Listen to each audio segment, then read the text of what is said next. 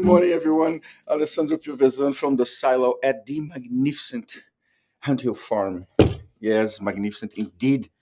This place is the birthplace of the New York Pops Orchestra, the world's largest independent orchestra at Carnegie Hall.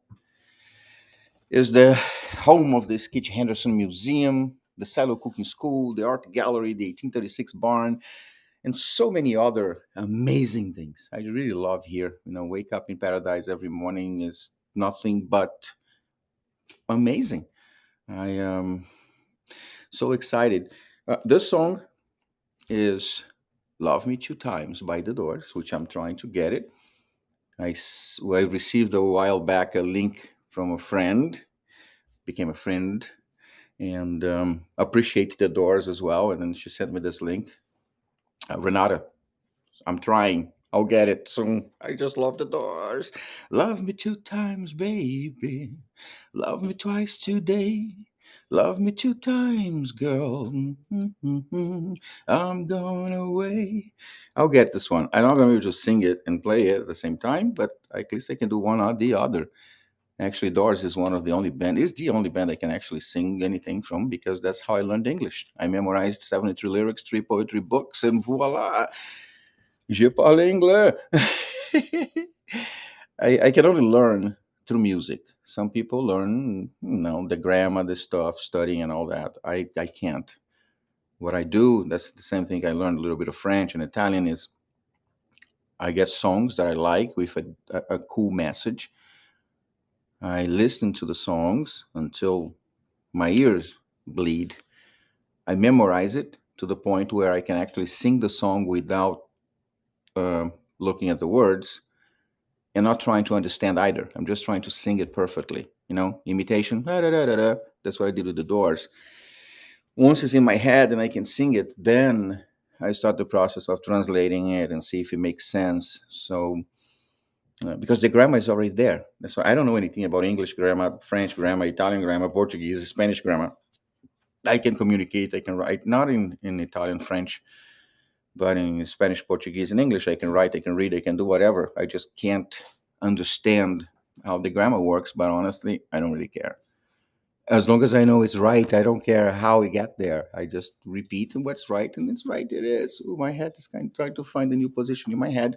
But anyway, oof, how are you feeling this morning? I hope you're inspired, excited, rejoiced, renovated, ready to go towards this, pursuit of living the best living of your life ever. Because life is this awesome gift we receive every morning, every day. We wake up that allows us to do anything we want to do and to be anything and anyone we want to be. So I hope you were breathing life into your life and getting ready for this awesome living of yours. It's all in your head. It's all about you and the things that you want. I picked this quote today from Descartes. Descartes is the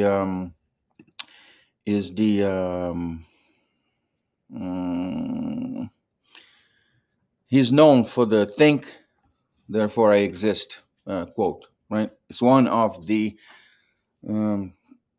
philosophers and things that Paulo Cruz gave me as a tool to read and understand the world and this and that, to populate my head with useful things, usable stuff versus crap. Right? Remember what I came from. I was fresh from the street ovens to society, and I need to be civilized. Back then, I had no idea what it meant. Thought it was really boring. And today, look at that. It's made me sound even a little knowledgeable of things. And Descartes also had a concept that is called the innate knowledge, meaning that he believes that we are all born with the knowledge, right? And as we grow and evolve, this knowledge gets unveiled or released in our heads and populates our brain. There was a lot of discussion about that. I forgot the name of the philosopher that was trying to question and combat this theory, saying that all knowledge is acquired. You're not born with it. It's fascinating stuff, right? I don't spend too much time in there, but I just find it fascinating. So Descartes says it's not enough to have a good mind. The main goal is to learn how to use it well, and it's totally true because some people are awesome. They have the potential, they have the mind, they have the set. You can see that the potential is there, but then they choose to use their minds for something so insignificant or mundane, which is a waste of a mind. So, like Descartes said, it's not enough to have a good one, but you must learn how to use it well. And on my thought of the day, I have something simple, of course. I'm a simple guy and I write simple stuff that at that time in 2003, populating through my head, wake up in the morning, write a thought, trying to translate and make sense later, see what it means. But it's my way to figure out what's going in my head fresh early in the morning and making sure that I use the necessary tools to keep myself in the path of the light. And it's so easy, and we have to police ourselves all the time. And that's where I'm blessed to have real friends and people that can come to you and give you a heads up when it is too much or when stuff is happening, so you can understand the the intensity of the power that you are putting out there. Because sometimes we go far and beyond, in our enthusiasm and the way we want to share the things that are happening to us in all the aspects, the good, the bad, and the awesome. So sometimes, if we don't really pay attention to what we're doing, where we want to go, it's so easy to drift away from who you are and embrace or engage into situations and scenarios that are, let's say, designed to make you fail, right? Traps and things, mind and world. The human being is a complex element because there are so many layers that makes things hard to understand in human beings. And if we're not careful enough and observant enough, you end up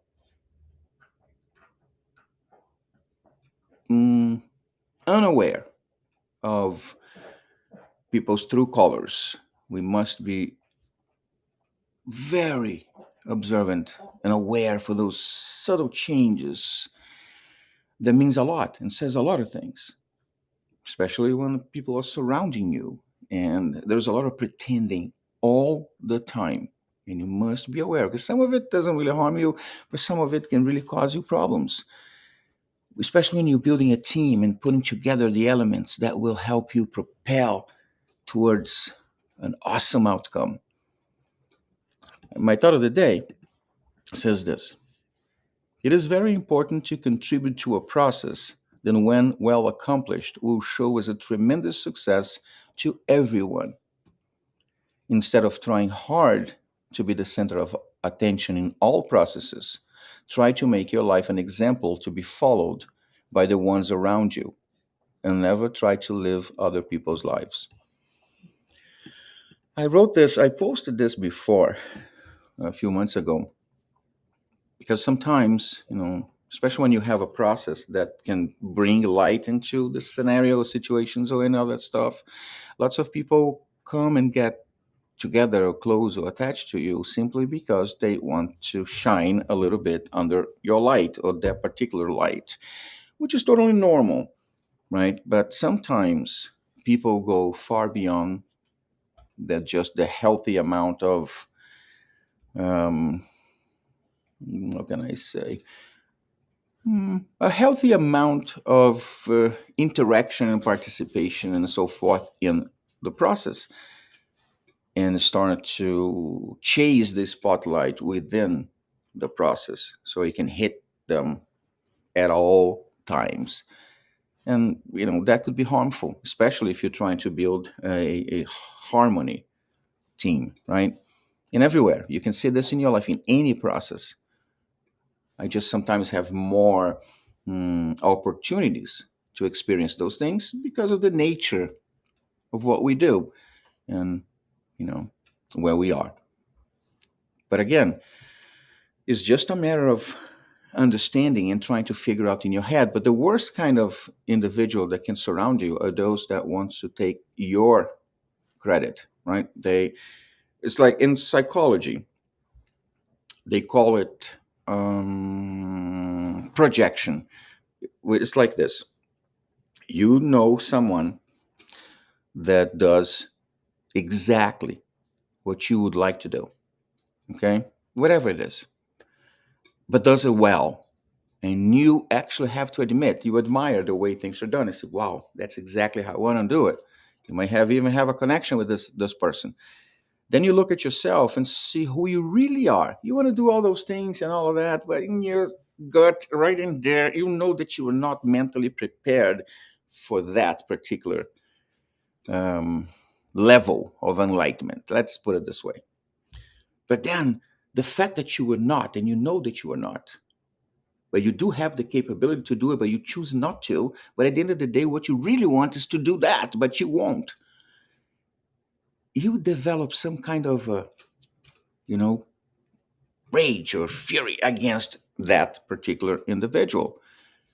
And you start projecting as if all the stuff that that individual do, as if stuff that you do, and the stuff that you do and the person you are into that person. And you start creating that projection as if you are the one doing the cool, good stuff for the right reasons. And that person is the person that is trying to imitate and do what you want to do or what you are doing. Crazy stuff. So anyway, you do some research on projection in the psychology term, and that's what it means. One of the things that it means is, someone that wants to be or do what you do, but doesn't, and project on you the bad stuff they have on themselves and try to suck the good stuff from you and project into them. So they go out, dress that projection, and go out pretending to be you, but looking different, right? Anyway, regardless of that, it's so wonderful. Like, look at everything that's happening at the asylum. All the people that are coming together and the programs that are happening, the professionals that are volunteering time, Healthcare Advocates International, Hamilton Brower, and Genie Street, and Jane Larkin, and everyone that is coming and supporting and helping and putting where egos are all outside the door is a awesome project that is benefiting and helping everyone. And, we're all part of it in one way or another. Mm. We are together and moving forward and benefiting from everything that's happening, all this good spread of awesome energy and things like that. But in other situations, you'll find individuals that wants to own the idea of a certain project or of a certain, no, it's my idea, my project, I'm doing it, it's me, me, me, me, me, and everybody's here just helping me. And we have to be very careful when we're working with a team and building something as a community, because it can't be egos, it can't be that it's mine. You got to be able to let it go, throw the contribution, and let other people come in and plug it in so we can build something awesome and wonderful. I know. Some days I talk a lot about other stuff, but anyway, um, things are so exciting and so awesome. We're moving forward in such a good way. So many awesome and positive elements of things that are coming together the way they're supposed to. We're receiving and meeting new people interested in supporting us. I had such an awesome conversation yesterday with two people that I believe they're gonna help us a lot in terms of solving some of the issues we have and recover some of the really really important elements for Skitch Henderson's legacy that we're trying to reestablish in the way that it's supposed to be. I'm so happy, so excited because spring is around the corner. Going towards that rampage of appreciation, finding simple reasons every day to be thankful for, and to appreciate the fact that we have a beautiful day starting outside. We had the rain of power last night, and when it rains, good stuff happens to me. I woke up this morning and the weather is good. The electricity works. I have water in my sink. I can make coffee for my wife. Now I can brush my teeth. I can walk my dogs. So many things for us to be appreciative every day. And I'm trying. I'm trying more because everything. I'm looking. And I never heard of the rampage of appreciation until Sandra Cointreau was talking. And although I live the positive vibrations always motto, now the rampage of appreciation is a whole new level of positivity because it really helps you look around and become aware of all the reasons you should be able to appreciate life and your living. But if for some reason you are in a position where you're not really able to look around and find reasons to be appreciative of your life and to be thankful for, come back home. If you're feeling lost, come back home. Go inside of yourself. Go here where everything is saved, is safe. Go to the place where you can be with yourself with no masks pretending or trying to, not see who you really are. Because you're the only one that actually knows it. In my case, it was true because my wife knows me very well. She even I think knows me better than myself. But come back, position yourself, relax, use the tools you have to make you balanced and focused. Focus on figuring out what's happening to you. Why are you drifting to darkness or even the light? Open the boxes. I have boxes of past achievements, right? I have my happy moments, my impossible moments, and my stinky box. The happy moments is everything that has always happened to me. And there were happy moments that I put in there, regardless of the length. Small moments, big moments, like Friday was a tremendously happy, awesome moment. Go to the box. Tuesday, when we received the email inviting us for Friday, that was a happy moment. It goes into the box. It doesn't matter what happens afterward. What matters is what happens now when you are experiencing that happiness. Save it so you know how it tastes, how it feels. You're like, yay. Then you go to the impossible. Go to the impossible moments box where, everything and every moment you ever thought you can never make it, not going to happen. I don't have what it takes. And here you are. You made it. No matter how, you made it. I made it too. So I always called survive. What are you doing? I'm surviving. What do you think I'm doing? I'm surviving. I'm not, neuroplasticity in my brain to create a new pathway so I go live the life of my dreams. What? I'm surviving. Get out of my way. So here you are. Then the most important box is the stinky one, the one that is here that holds everything that you have done, all the contributions to the universe, all the negative turbulence that you have created. Because your living is basically a consequence, right? A cumulative consequence of all your choices. Considering the fact that we can discount the lemons life gave us when we were born, well, you have the box where you're going to deposit your own stuff. And at this point, it's up to you. So every time you did something that you thought, throw a lemon here, throw a lemon there, give it to someone else, do some stupid stuff, it goes into this box. And this box sucks because it's going to replenish itself or repay itself, sucking from the good stuff that's supposed to happen in your life, until that is paid off so you can keep moving forward. It's important for you to be aware that you have a stinky box, and especially the deposits that you made. So you can trace that mathematics, create that algorithm that shows you when is your life balanced enough in your head, in your soul, in your being, that have you suffered enough that compensated for all the suffering that you have caused? Crazy. You got to find your answer. But once you are aware that you can be happy. You can go through things you thought were impossible, but that also you have done certain things that you shouldn't have done, and you have to pay the price. Unless you believe, oops, the price has already been paid, if you're honest enough to yourself, then it's going to be there forever.